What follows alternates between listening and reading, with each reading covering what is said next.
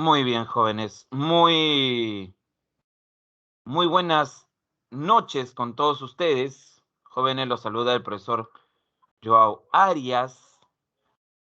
Y nuestro tema de hoy está relacionado con el virreinato, ¿correcto? Hoy vamos a hablar principalmente del aspecto político y del aspecto social del virreinato. Ya en la segunda clase hablaremos de lo que es el aspecto económico y las reformas borbónicas, ¿correcto? Vamos a ver las principales instituciones y las principales características a nivel social. A ver, ¿qué hay que tener en cuenta del virreinato? A ver, recordemos,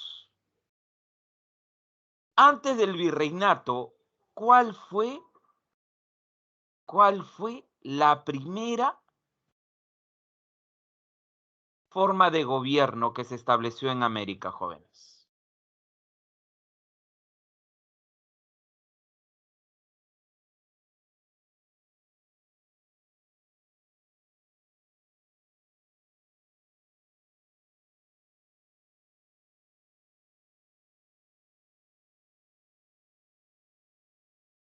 A ver si recordamos.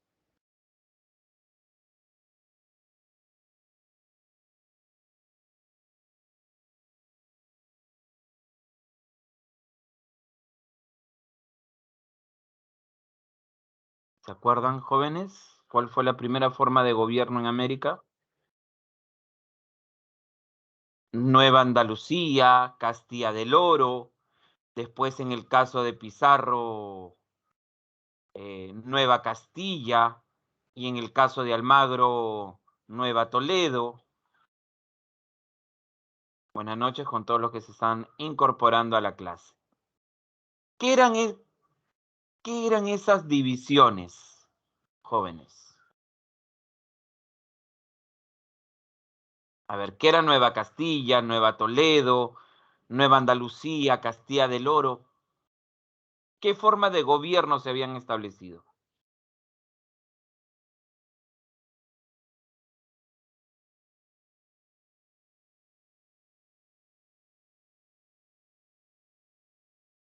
No se olviden, eran gobernaciones.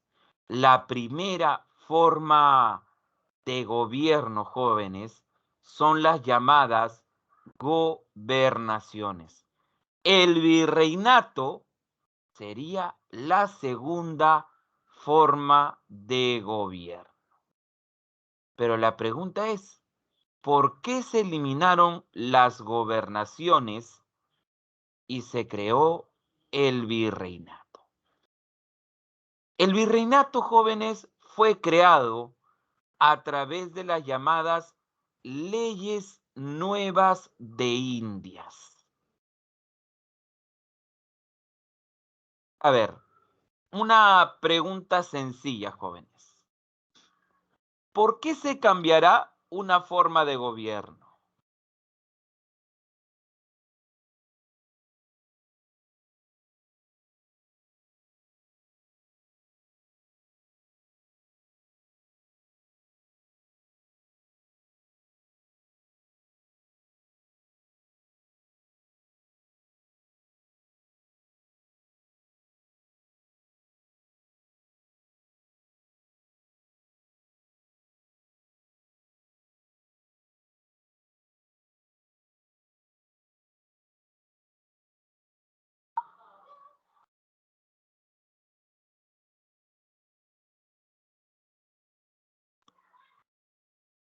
Muy bien, por una mala administración.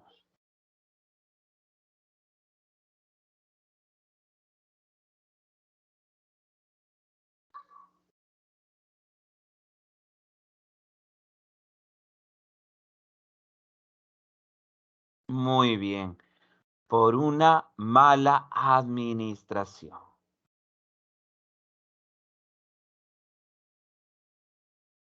Muy bien, jóvenes. Pero ¿saben cuál fue el motivo? ¿Saben qué produjo esa mala administración? Vamos a escribir acá. Vamos a agregar ese dato. Vamos a agregarlo como un antecedente, muchachos. Ya vamos a agregar como un antecedente. Y vendría a ser la guerra civil entre Pizarro y Almagro.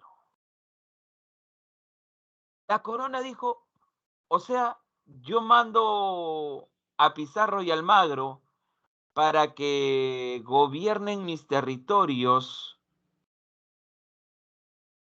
y ellos se enfrascan en una guerra civil peleándose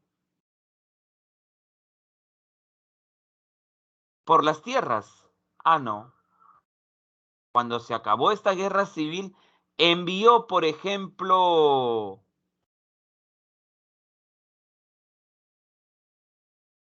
a un funcionario,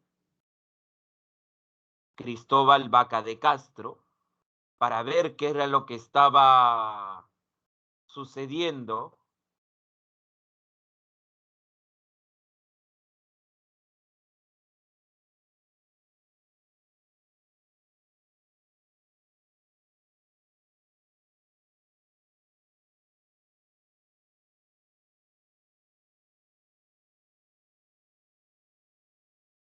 Entonces, muchachos, cuando observó todo lo que estaba pasando, jóvenes, la corona dijo, vamos a cambiar la forma de gobierno. Y a través de las leyes nuevas de Indias va a establecer esos cambios.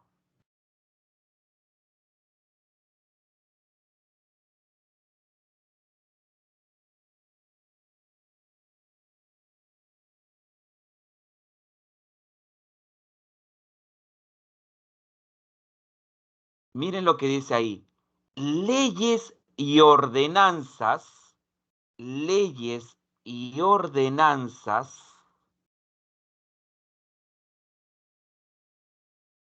nuevamente hechas por su majestad para la gobernación de las Indias y buen tratamiento y conservación de los indios. Para la gobernación de las Indias. Cuando dice para la gobernación de las Indias, ¿a quién se está refiriendo?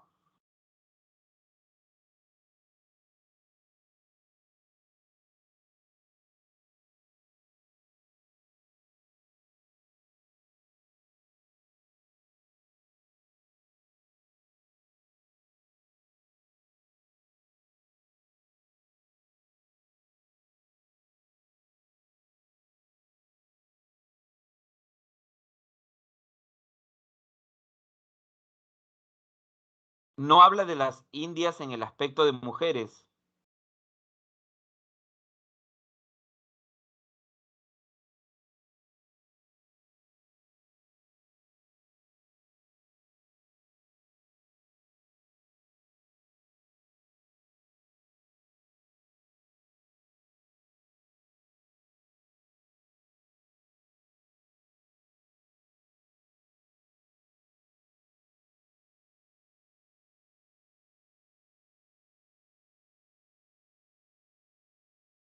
De un lugar. Recuerden, cuando los españoles llegan a estos territorios, ¿cómo lo llaman?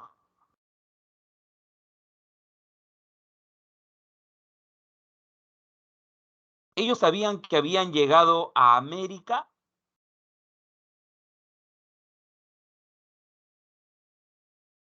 o a dónde habían creído que habían llegado, muchachos. ¿A dónde habían llegado según ellos?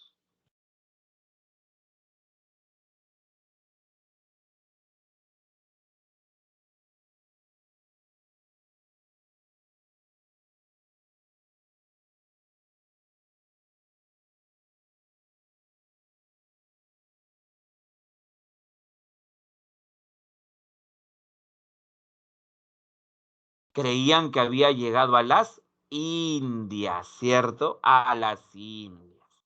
Entonces, cuando dice mejor administración de las Indias, se refiere al lugar.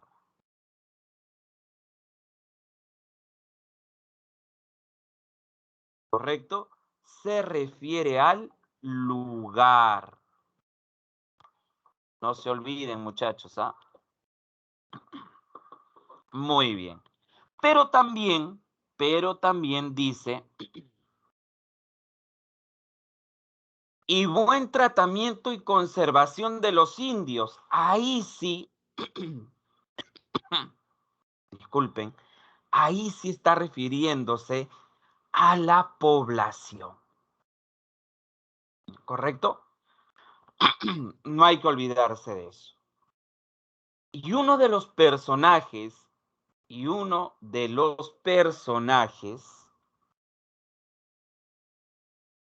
es Fray Bartolomé de las Casas.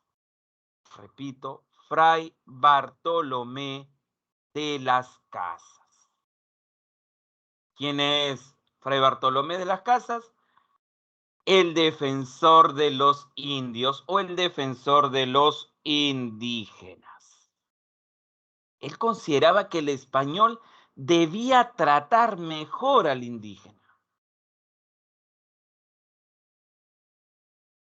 Y por otro lado estaba Juan Ginés de Sepúlveda, quien justificaba el maltrato al indígena, quien justificaba, jóvenes, quien justificaba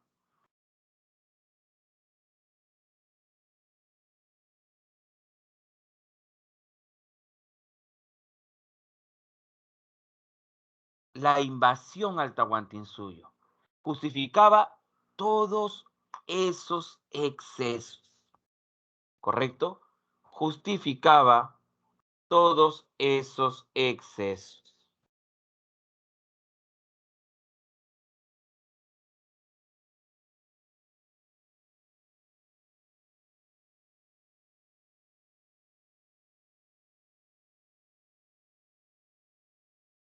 Muy bien,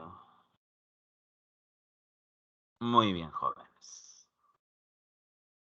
Seguimos.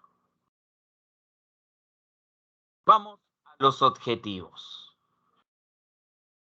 Uno, mejorar la administración colonial. Repito, justificar o mejorar, disculpen, la administración colonial.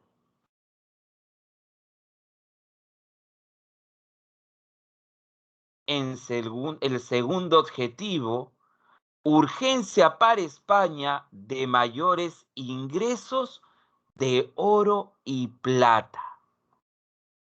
A ver, muchachos. A ver, jóvenes.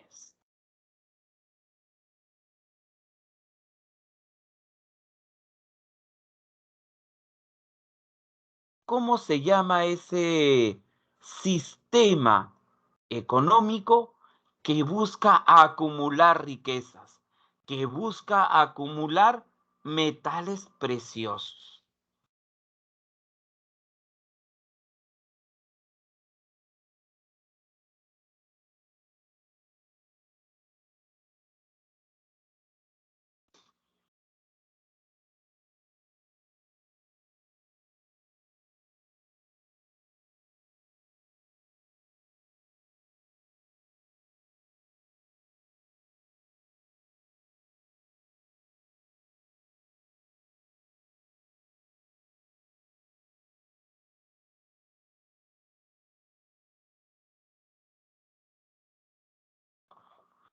A ver,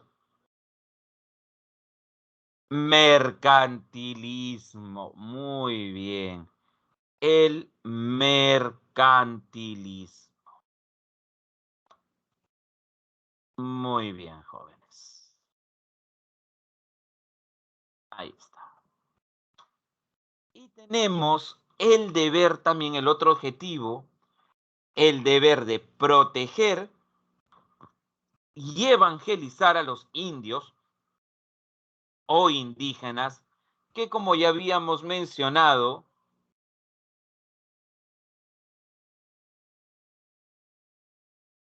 el indígena fue defendido por Fray Bartolomé de las Casas. Y al indígena, ¿cómo lo pasaron a considerar? Antes los consideraban un menor de edad que tenía que ser protegido, ¿ah? Que tenía que ser cuidado. Algunos lo llamaban como un menor de edad. Pero ¿cómo se llama a ese súbdito que va a tener derechos, que va a tener deberes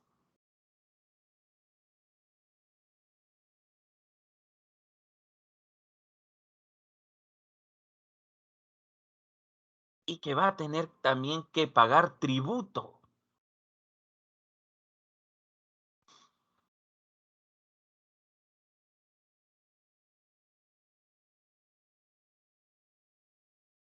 Sí, podría ser la de un ciudadano, podría ser. No, el corregidor era un gobernante. La respuesta, jóvenes, es la de vasallo. El indígena va a ser considerado un vasallo. Va a tener derechos, va a tener deberes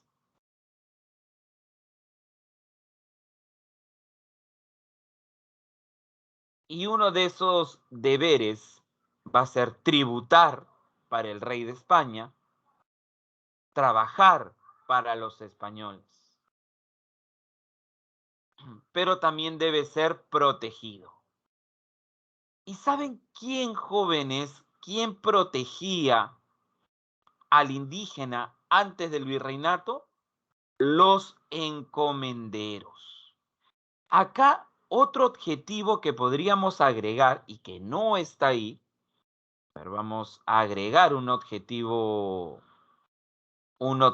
más. ¿Por qué? Porque ese objetivo va a traer consecuencias, ¿ya? Va a traer consecuencias. Entonces colocamos ahí, otro de los objetivos es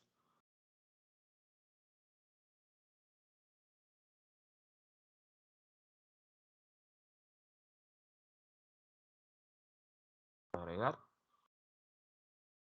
limitar el poder de los encomenderos.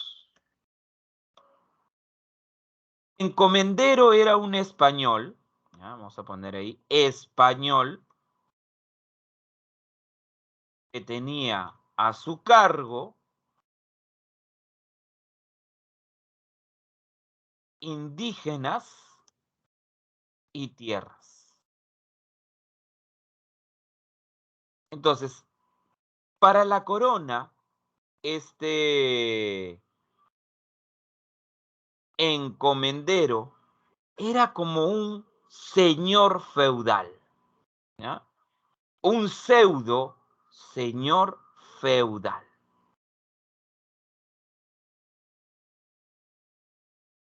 Y la corona vio con preocupación el poder que estos encomenderos comenzaron poco a poco a tener. Dijeron, si siguen así creciendo, lo más probable es que puedan tener el poder de un señor feudal. Y a la corona no le agradó, por eso limitó su poder. Y a los encomenderos tampoco les agradó. Por eso, por eso, los encomenderos se rebelaron. Repito, los encomenderos se rebelaron. Y eso generó, jóvenes, la tercera guerra civil. que se conoce como la Guerra de los Grandes. ¿Okay? La Guerra de los Grandes Encomenderos. A tener, por favor, eso muy, muy en cuenta. Mientras el virreinato se iba desarrollando,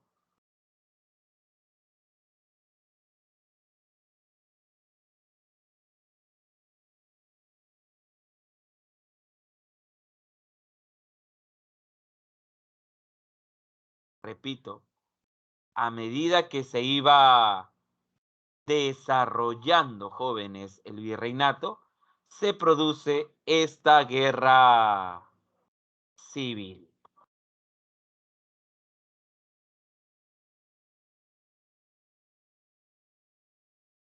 Muy bien. ¿Alguna duda, jóvenes, hasta ahí? ¿Alguna duda o alguna consulta?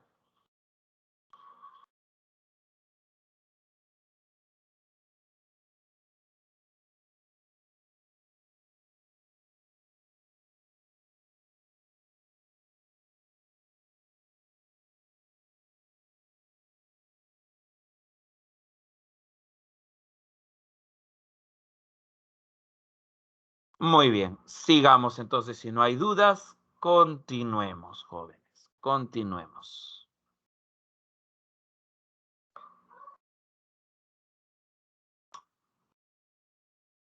Y vamos a las instituciones políticas que se encuentran, jóvenes, que se encuentran en España, que se encuentran en la metrópoli, muchachos, que se encuentran en la metrópoli. Muy bien. Y tenemos al rey. Y hay que recordar, jóvenes, hay que recordar que hay dos dinastías que van a gobernar España mientras nosotros somos sus colonias. Tenemos ahí a la dinastía Habsburgo, que gobierna durante el siglo XVI y XVII, y la dinastía Borbón, que gobierna durante el siglo XVIII y XIX. Muy bien. Ahora, todas las instituciones que vamos a ver en esta primera clase van a ser organizadas justamente por la dinastía Habsburgo. ¿Ya? Vamos a hablar hoy de instituciones de la dinastía Habsburgo. ¿Por qué? Porque cuando hablemos de los Borbón, eso va a ser en la próxima clase y ellos recién entran a gobernar en el siglo XVIII. Muy bien.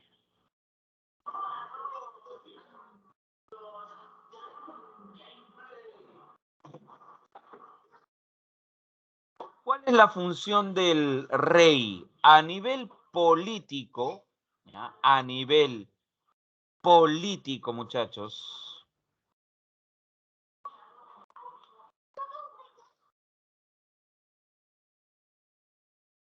Absolutista. ¿Qué quiere decir absolutista, jóvenes? Que concentra todos los poderes. Repito, que concentra todos los poderes. A nivel legislativo, tenemos las reales cédulas. ¿Y por qué es una función legislativa? Porque establece las leyes. Repito, establece las leyes. Tenemos el regio patronato. la función religiosa, la función eclesiástica, donde el rey tiene la posibilidad de nombrar personas, repito, en cargos eclesiásticos. Repito, en cargos eclesiásticos.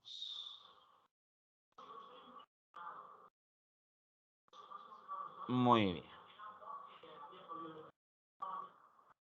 A nivel económico, el quinto real.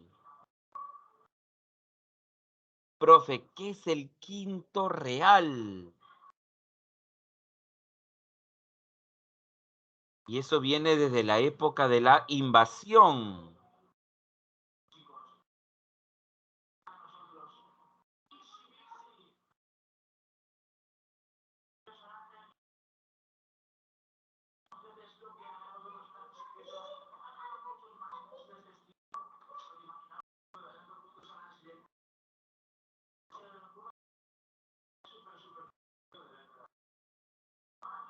A ver, ¿qué era el quinto real, muchachos?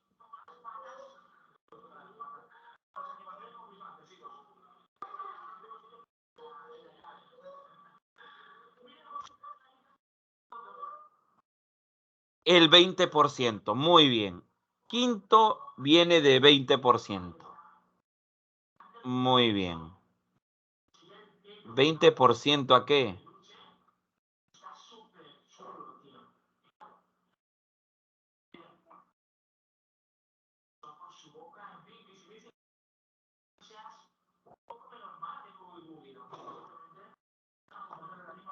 El quinto real, así dice nivel económico, viene de los impuestos. A ver, vamos a escribir ahí.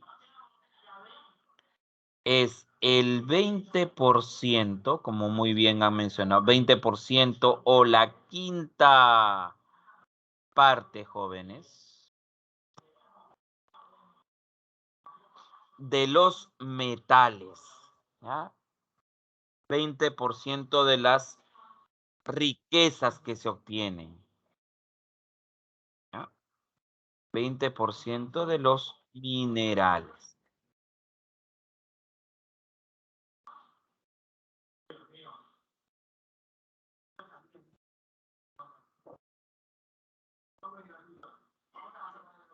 Muy bien, jóvenes. Muy bien.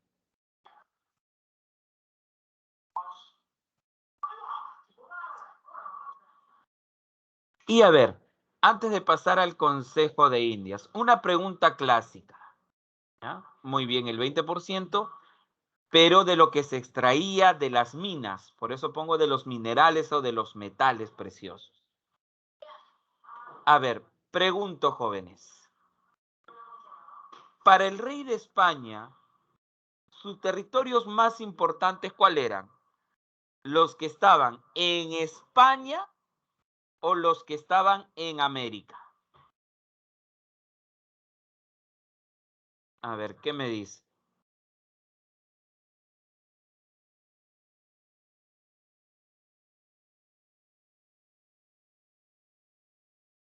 A ver, chicos, ¿qué me dice?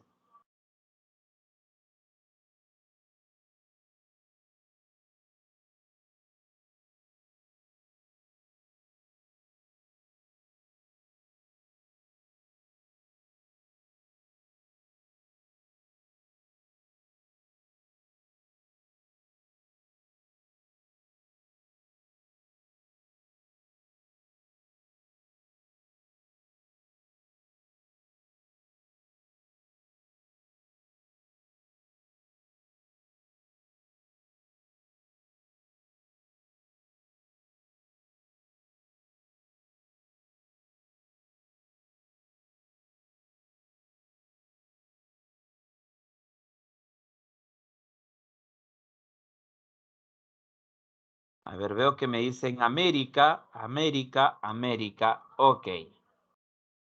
La respuesta, jóvenes, la que está en Europa. Para ellos, sus territorios más importantes son los que están en Europa.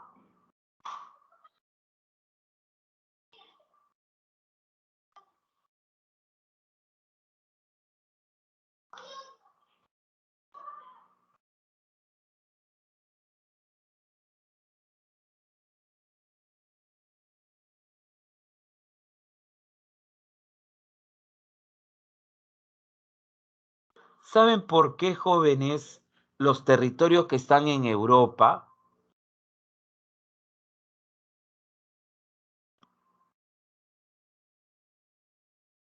Porque allá está su trono, muchachos. ¿Correcto? Allá está su trono. A ver, ¿algún rey de España vino en algún momento a vivir a América?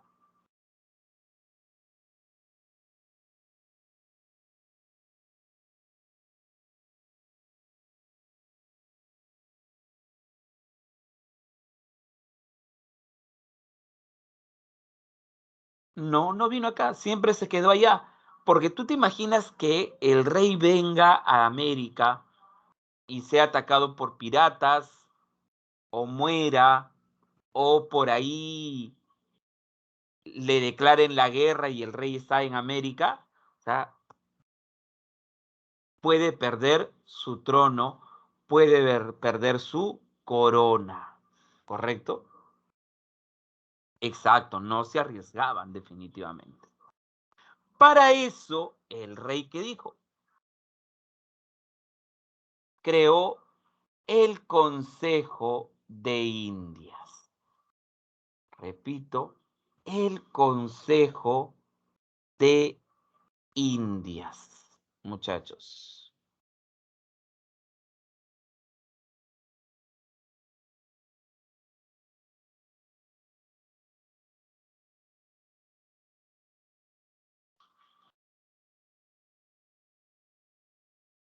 Muy bien. Este Consejo de Indias se va a encargar, ¿ah? Se va a encargar de administrar todos los asuntos en las colonias. Repito, se va a encargar de todos los asuntos en las colonias. Por lo tanto, por lo tanto,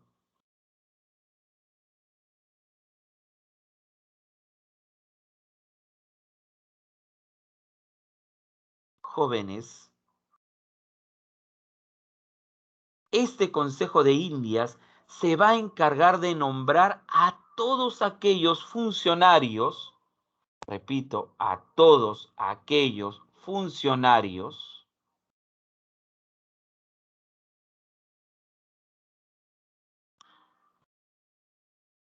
y dentro de esos funcionarios que tenemos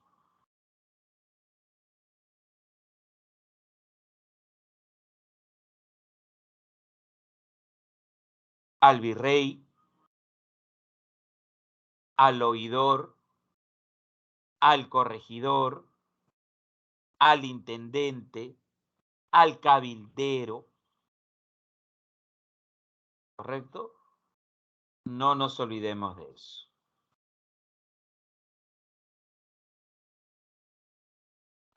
Muy bien. Seguimos.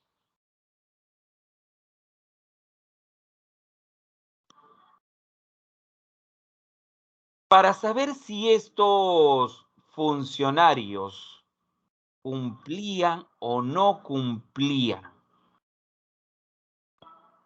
bien su mandato, enviaba los llamados visitadores generales. Repito, estos visitadores generales se van a encargar, jóvenes, de observar todo lo que hacen estos funcionarios. El Consejo de Indias propone a los funcionarios y el rey obviamente da su aprobación.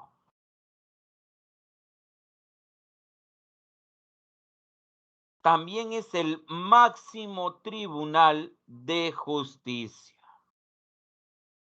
Repito, máximo tribunal de justicia. Se encarga de vigilar a quiénes. A ver, ¿a quién se encarga de vigilar este máximo tribunal? A los funcionarios. Repito, a los llamados funcionarios. Y los va a someter a los que se conoce como los juicios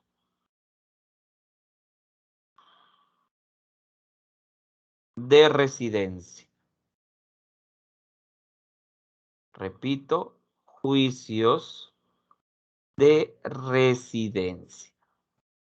¿Por qué le llaman así? Porque estos juicios se llevan a cabo donde vive la autoridad.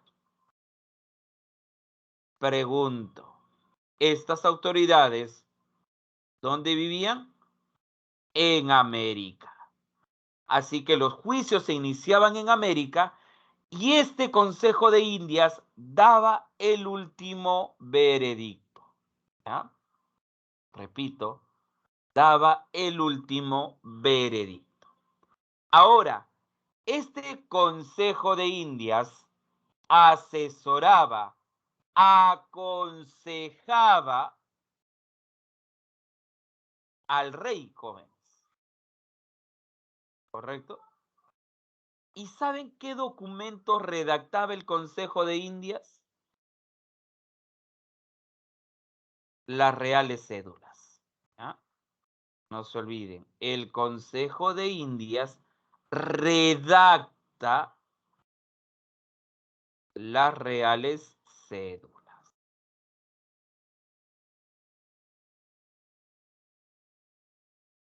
Muy bien, jóvenes. Muy bien. Ya tenemos a las instituciones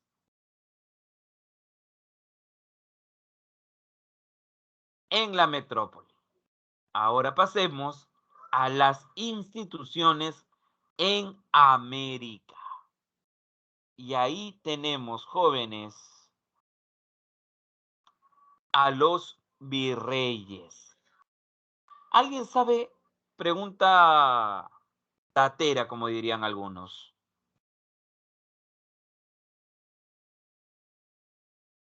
¿Cuántos virreyes hubo en el Perú?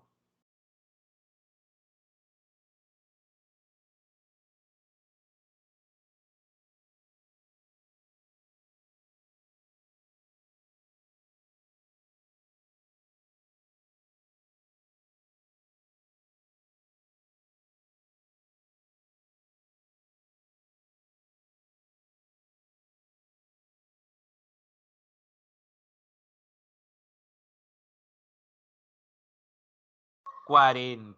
Muy bien, 40 virreyes. ¿Quién fue el primer virrey?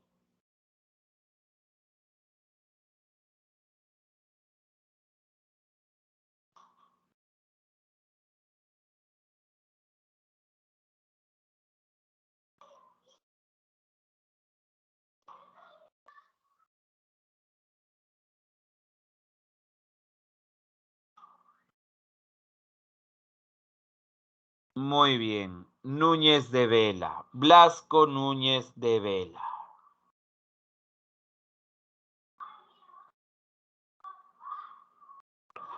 Muy bien. ¿Y quién fue el último?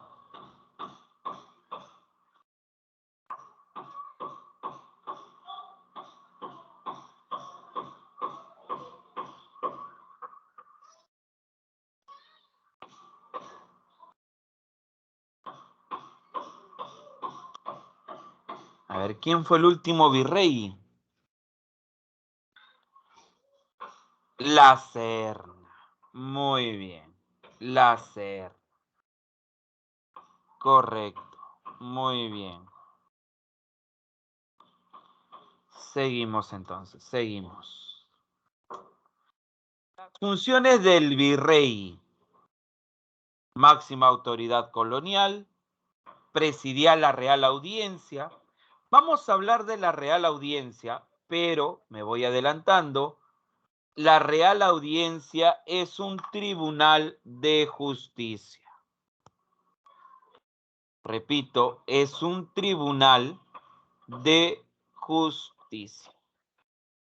Capitán general de los ejércitos en las colonias. ¿Por qué es importante esto, jóvenes? Porque tenía que enfrentarse no solamente a las rebeliones indígenas, sino también al asedio de piratas y o corsarios.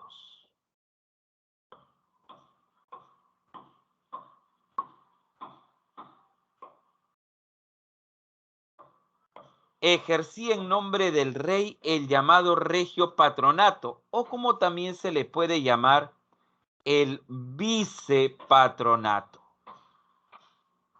Eso quiere decir que el virrey también podía tomar decisiones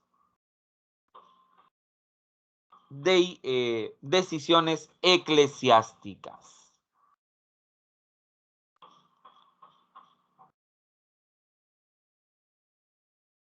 Superintendente de la Real Hacienda. Quiere decir, jóvenes, que administra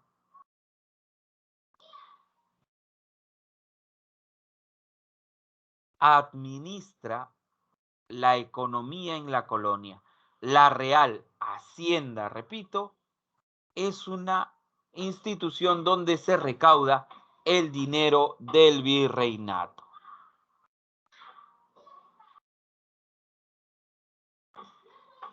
Y el virrey tiene el llamado, jóvenes, el llamado pliego de mortaja. Repito, el llamado pliego de mortaja. ¿Qué era el pliego de mortaja? Vamos a decir así, sobre de cuero, ¿no? Una bolsa de cuero, donde el virrey guarda sus memorias. ¿Ah? Repito, donde guarda sus memorias. Memorias de todo lo que ha hecho durante su gobierno, ¿ya? De todo lo que ha hecho durante su gobierno. Y jóvenes, eso va a ser utilizado en los llamados juicios de residencia.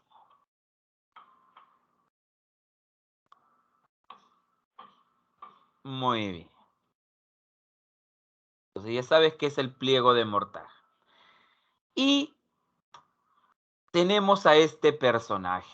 ¿Alguien sabe quién es? ¿Lo conoce? ¿Lo ha visto? En figuritas, en estampitas, en tu lámina Huascarán.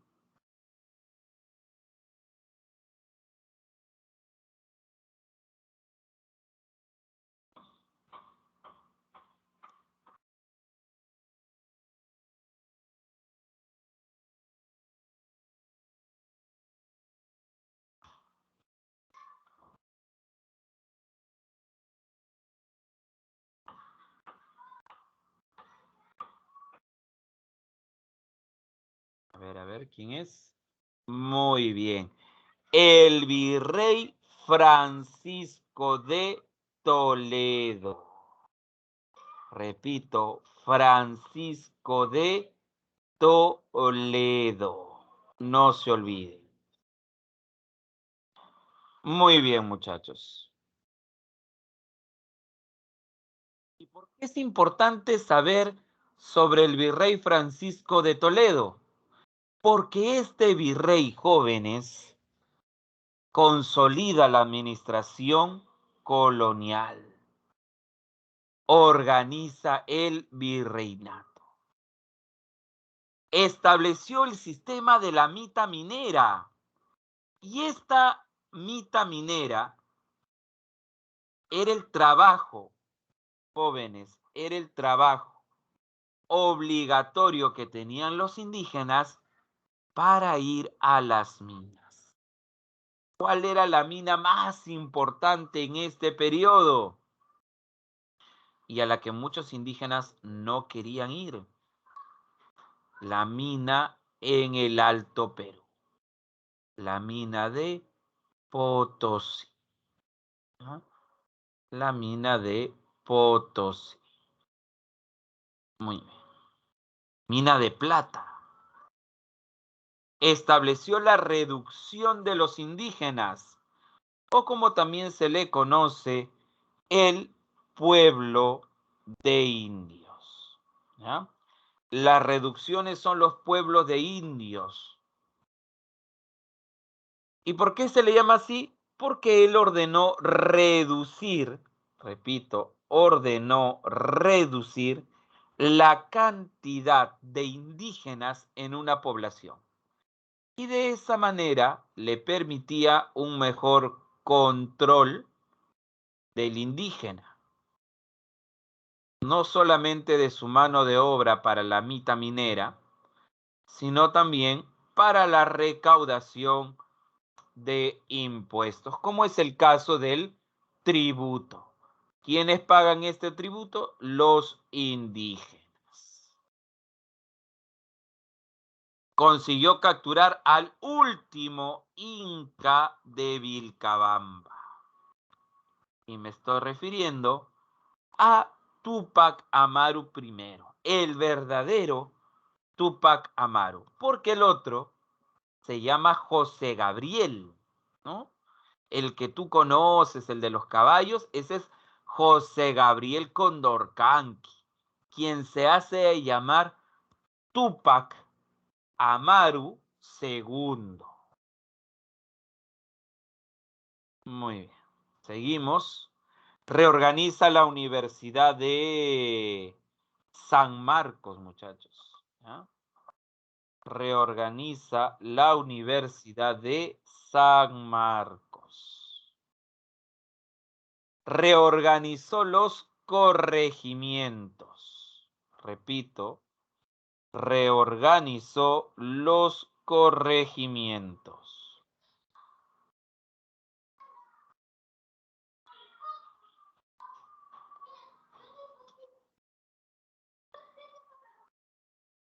Los corregidores, por ejemplo, ahora vamos a ver, se van a encargar de alguna de estas funciones. El establecimiento de la Inquisición, el Tribunal del Santo Oficio de la Inquisición. Pregunta básica también, muchachos. Pregunta básica. ¿Para qué fue creada la Santa Inquisición? A ver, ¿cuál fue el objetivo principal de la Santa Inquisición?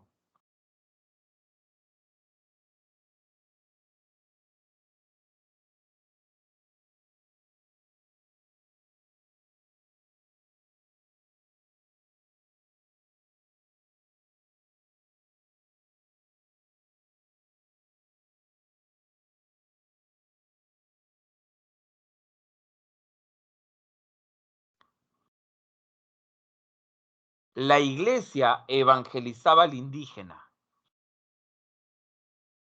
no la Santa Inquisición, por si acaso. Son dos cosas distintas.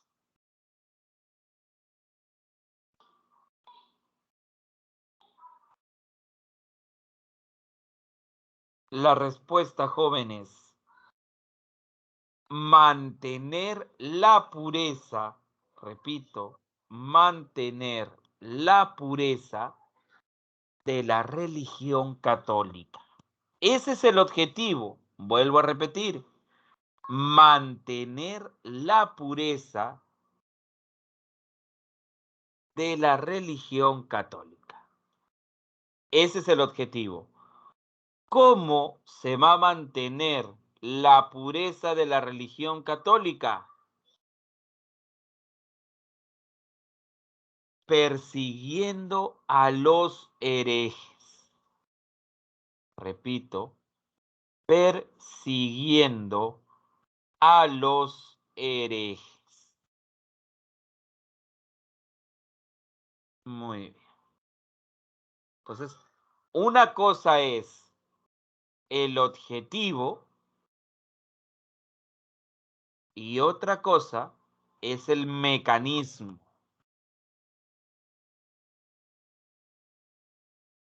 Organizó, jóvenes, la Real Hacienda, que como ya hemos visto, tiene que ver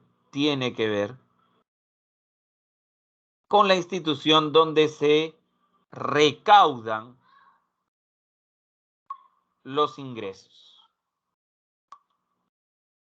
Fortificó el estrecho de Magallanes. El estrecho de Magallanes está en la zona sur. ¿Por qué? Ahí atacaba, ahí asediaba, jóvenes, los piratas y o corsarios. Y mandó a escribir también las crónicas sobre el imperio de los incas a Sarmiento de Gamboa y Apolo de Ondegar. ¿Por qué es importante este dato? Porque acá, jóvenes, lo que está haciendo Toledo es pedirles a estos dos cronistas, ¿ya?,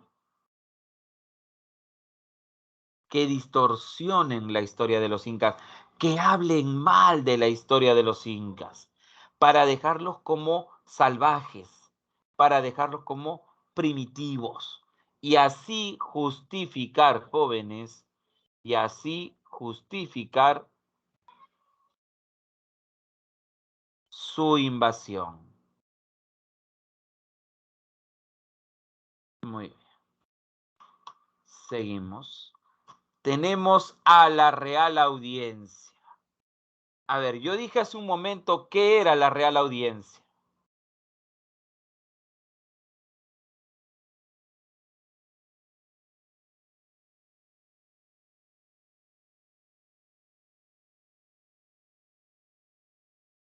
A ver, ¿qué era la Real Audiencia, jóvenes?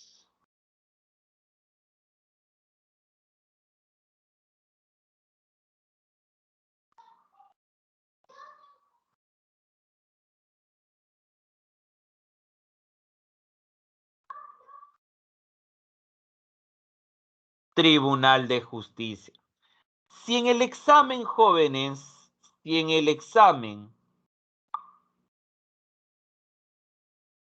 te preguntan, ¿cuál es el máximo tribunal de justicia?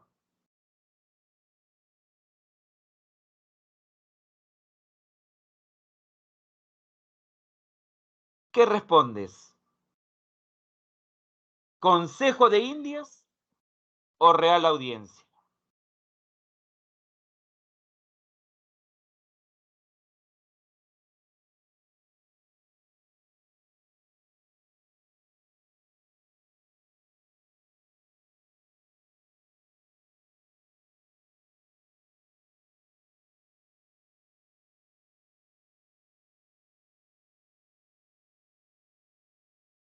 Consejo de Indias.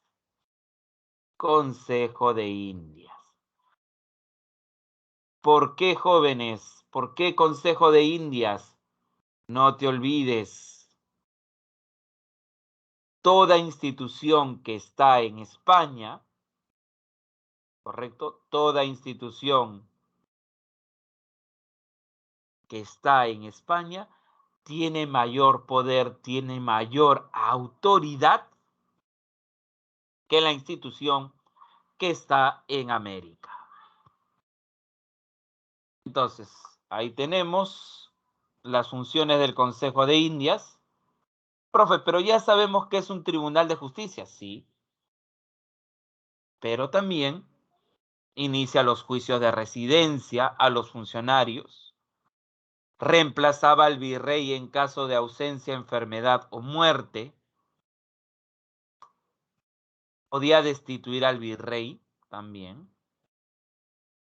Y a lo largo, jóvenes del virreinato, hubieron audiencias en Panamá, en Santa Fe, en Charcas, en Quito, Chile, Buenos Aires, Caracas y Cusco. Pero en el caso de la Real Audiencia del Cusco, todavía hacia el siglo XVIII, y esta Real Audiencia va a estar relacionada con las reformas borbónicas. Obviamente, después, cuando se fragmente el virreinato del Perú, estas audiencias van a pasar a formar parte de los nuevos virreinatos. Tenemos al corregidor, a los corregimientos, es una provincia administrativa, ¿ya? El corregimiento es una provincia administrativa. Una provincia administrativa.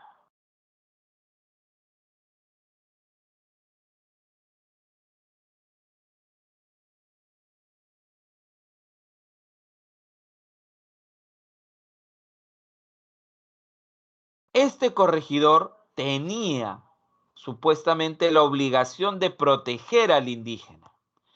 ¿Y por qué digo supuestamente?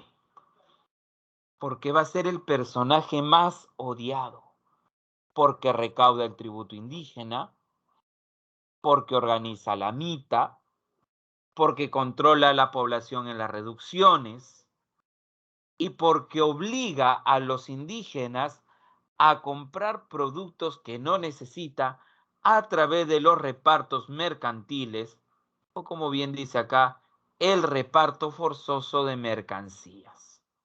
Esta era una de las formas de cómo el corregidor ganaba dinero, estableciendo el reparto mercantil o reparto forzoso de mercancías. ¿Por qué se enriquecía? Porque negociaba con los comerciantes, ¿ya? Negociaba con los comerciantes, y este iba a recibir un porcentaje, repito, un porcentaje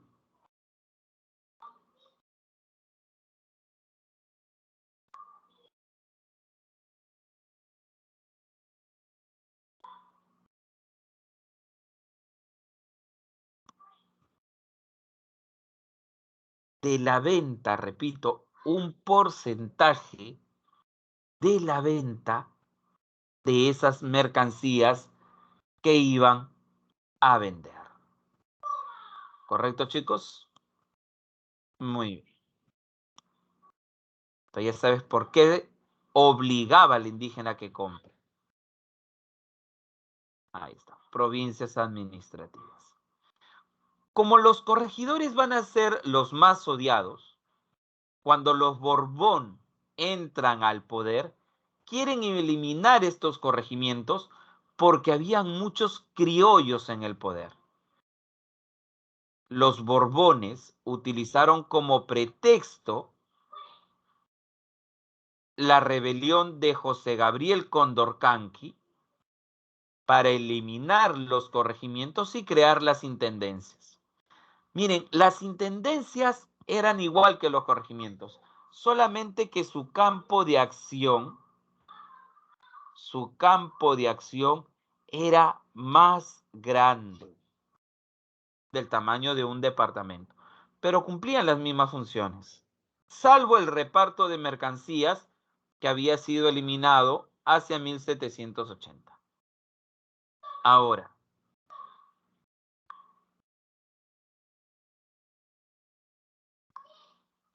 miren lo que dice acá. La mayor parte de los intendentes fueron peninsulares, pues la corona buscaba alejar a los criollos del poder. Repito, buscaba alejar a los criollos del poder.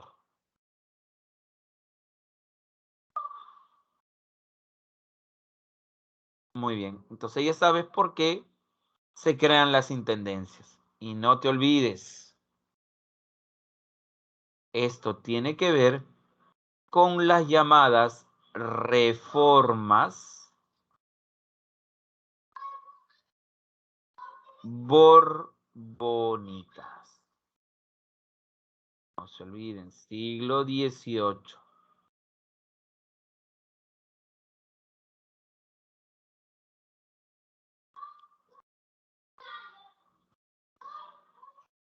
Y por último, y no menos importante, tenemos a los cabildos. Y los cabildos serían en la actualidad, jóvenes, los actuales municipios. Repito, los actuales municipios. Entonces, en el caso de los cabildos, se encargaban de la belleza de la ciudad, del buen ornato, de la limpieza, de la seguridad, de todo lo que hoy tu alcalde hace por tu distrito, de todo lo que tu alcalde hoy hace por ti. No te tienes que sentir alegre por lo que hace tu alcalde, ¿no? Y hay otras funciones especiales. Muy bien, jóvenes. Antes de pasar al aspecto social, tenemos como todas las clases, ir a desarrollar el examen, jóvenes, de hoy. ¿Ya? El examen de hoy. Voy a compartir el enlace. Voy a compartir el enlace. El examen ya está activado.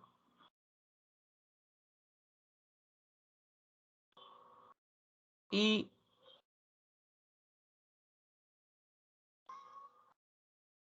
ahí está. Ahí está el enlace. Un poco de sarcasmo, muchachos. Un poco de sarcasmo. Nada más. Muy bien, ahí está, muchachos. El enlace, 10 minutos. Y regresamos para continuar con el aspecto social en el virreinato.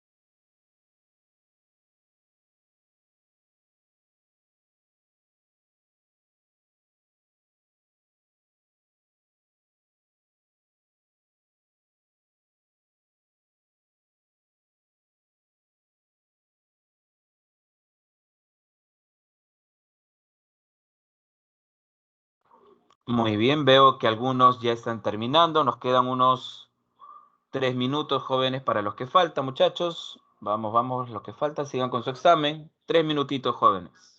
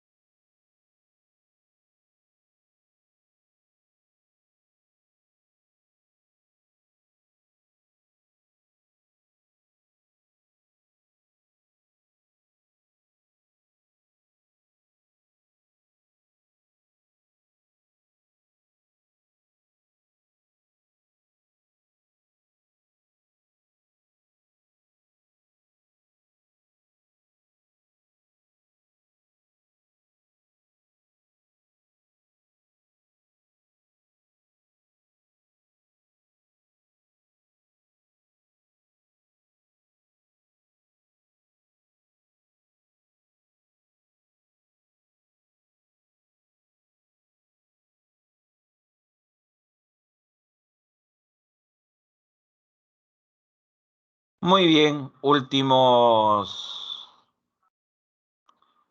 30 segundos, jóvenes.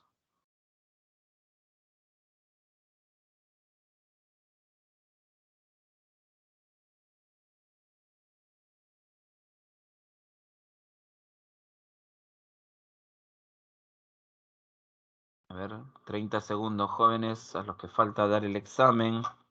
Vamos a ir actualizando antes de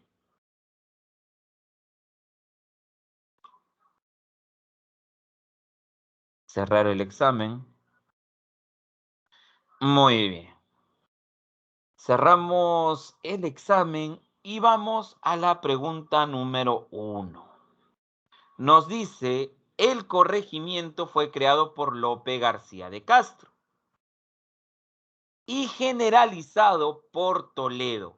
Y miren lo que te dice la pregunta. No fue, la pregunta dice, no fue una atribución del corregimiento. No fue, muchachos. O sea, sí era un cobrador de tributo, juez de paz y un cobrador de tributo. Sí protegía al indígena, sí organizaba la mita. Entonces, ¿cuál no cumplía? La D. La respuesta era la letra D en la pregunta número 1. ¿Correcto? No se olviden, ¿ah? Chicos, por eso yo a medida que van dando el examen, yo voy diciendo, ¿no? Yo voy diciendo, quedan 3 minutos, últimos 30 segundos, y muchas veces doy más de 30 segundos que no debería dar, pero sé que por ahí recién están mandando, entonces por eso siempre voy avisando, muchachos. La número 2, ¿Cuál fue el mecanismo de enriquecimiento principal utilizado por los corregidores durante la época colonial?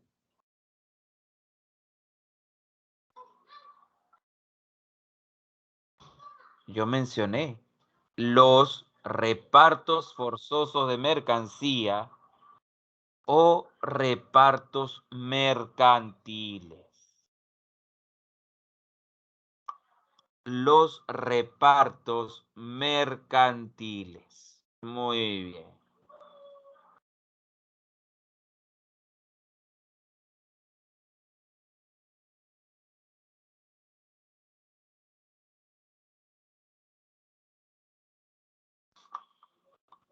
muy bien.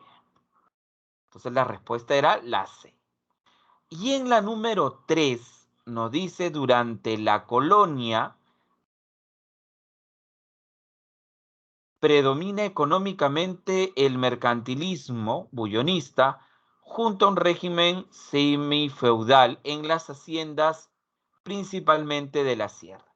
El trabajo que realiza en condición servil el indígena en las haciendas a cambio de parcelas en tiempos del virreinato y gran parte de la república. En gran parte de la república.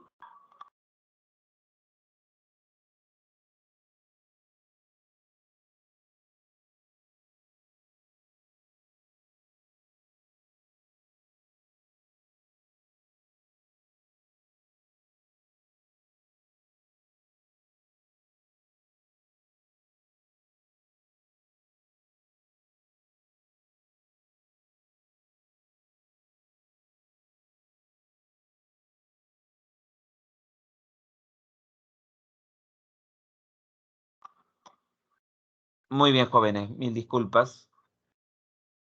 Entonces, la respuesta era Yanaconas. Era, repito, Yanaconas. La respuesta es la A. Profe, pero eso todavía no lo hemos hecho. Como les dije en anteriores casos, hay preguntas jóvenes que hemos hecho y van a haber algunas que te pueden venir como sucede en un examen de admisión.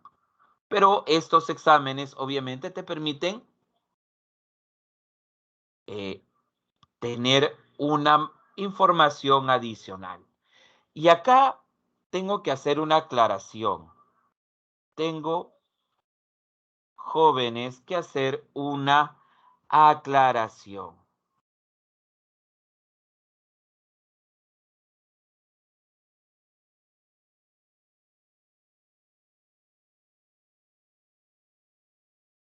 Una cosa es el Yanacona en el Tahuantinsuyo y otra cosa, el Yanacona en la colonia.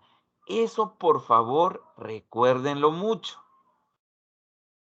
El Yanacona en el Tahuantinsuyo era un sirviente, ¿ya? Era un sirviente.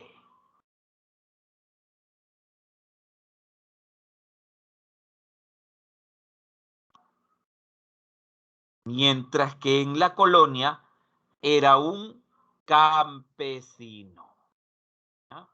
Era un campesino. No te vayas a olvidar de esas cosas. Muy bien. Y regresemos entonces al aspecto social. A ver, a nivel social, muchachos, solamente dos grupos tenían derechos legalmente. Los españoles y los indígenas. Nada más. Repito, legalmente eran los únicos que tenían derechos. ¿Por qué aclaro eso? Porque los esclavos y las castas, estos dos grupos, legalmente no tenían derechos, por si acaso. Ahora, dentro de la República de Españoles, también habían marcadas diferencias.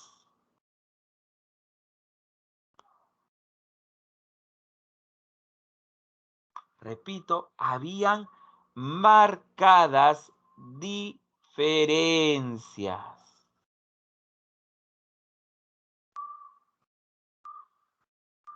Los chapetones tenían mayores derechos porque venían de España, porque venía de España, porque venían como funcionarios públicos, porque tenían títulos de nobleza. Repito, tenían títulos de nobleza. En cambio, el criollo, español que había nacido acá, tenía menos derechos. Por más que su hermano sea un peninsular, correcto, podía haber podían haber en una familia un hijo peninsular y un hijo criollo, ¿ah? O un hijo americano. Y el peninsular definitivamente tenía mayores derechos. El nacido acá era un comerciante, era un hacendado, un intelectual. Y recuerden que ellos pierden derechos durante las reformas borbónicas. Repito, durante las reformas borbónicas. Porque recuerden que ellos pierden los corregimientos, ¿cierto? Se eliminan los corregimientos, se crean las intendencias y no quieren que participen ahí. Por eso pierden derechos. Estos criollos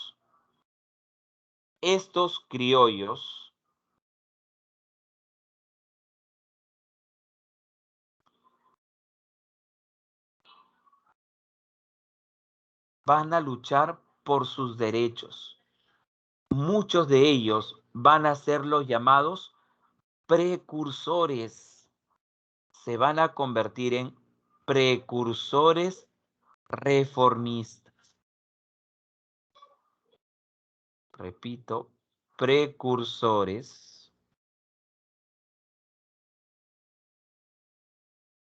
reformistas.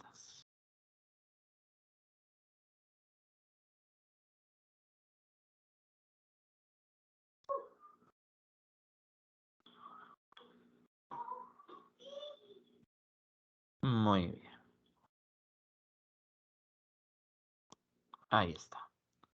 Y en el caso de los indígenas, muchachos, en el caso del indígena, también habían marcadas diferencias.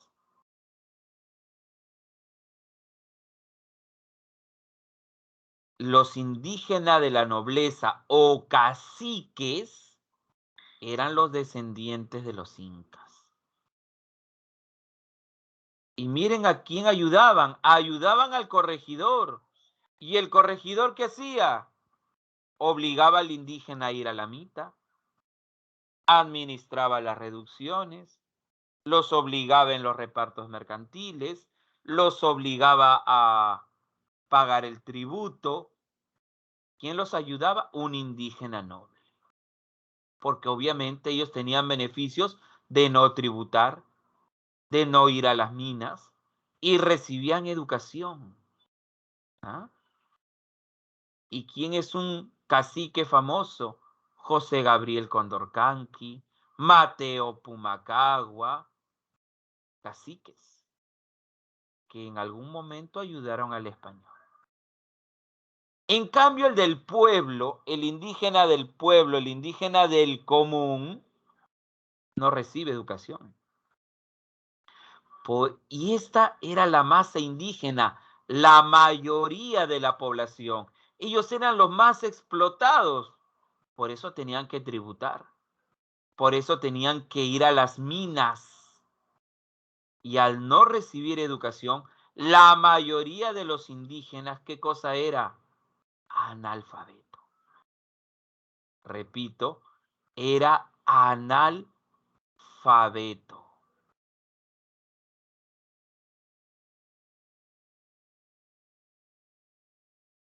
Entonces, si te preguntan, No, es que los indígenas en la colonia eran ignorantes. ¿Pero por qué? Ignorantes porque no sabían leer y escribir castellano. O sea, leer en español, escribir en español o en castellano. Pero sí sabían hablar quechua.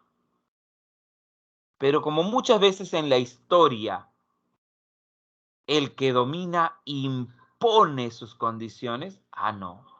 El indígena es ignorante porque no sabe hablar español, porque no sabe escribir, pero si no le daban educación.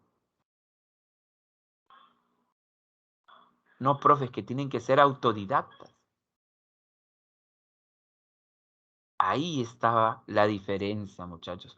¿Y por qué durante mucho tiempo a la masa indígena no le brindaban educación para mantenerlos oprimidos, para mantenerlos sometidos al gobierno que ese grupo quería? No se olviden de eso, muchachos. Y tenemos por otro lado a los esclavos, ¿no? Venían del África los esclavos. Eran traídos para trabajar en haciendas, ¿cierto? En las chacras, como sirvientes. Y muchos de ellos, jóvenes, muchos de ellos buscaban jóvenes escaparse por los maltratos, por los abusos, por los maltratos, por los abusos.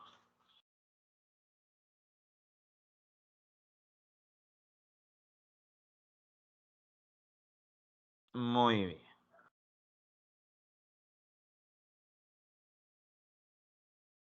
Y a esos esclavos prófugos los llamaban cimarrones, que se refugiaban en los llamados palenques. Repito, en los llamados palenques. Y para sobrevivir se dedicaban a asaltar. Por eso se dice que se dedicaron al bandolerismo. Bandolero es término de asaltante. No era un término que se utilizaba en la época. Bandolero. Y las castas no debieron existir, porque se supone que el español no debió tener contacto con indígenas ni con esclavos, y viceversa, porque los españoles vivían en los cabildos y las indígenas vivían en las reducciones. Las esclavas, los esclavos en general, eran considerados objetos, animales, y eso estaba castigado por la iglesia. Entonces, por eso no tenían legalidad. La única manera para que alguno de ellos tuviera derechos es que sea reconocido por su padre español. Es decir, un mestizo podía obtener derechos siempre y cuando su padre español lo reconociera y le diera el apellido. Un sambo, no, porque está de los grupos oprimidos, de africanos e indígenas. El mulato, siempre y cuando el padre español lo reconoce. Si no, no había forma. Por eso, esa idea de que el apellido del padre es tan importante viene desde la época colonial. ¿Por qué? Porque te da derechos, beneficios. Muy bien, chicos. Y con esto hemos terminado nuestra clase de hoy. Muchas gracias a todos ustedes por su atención y participación y nos veremos la próxima semana a la misma hora y por el mismo canal para ver la segunda parte del tema del virreinato. Cuídense, muy buenas noches con todos ustedes.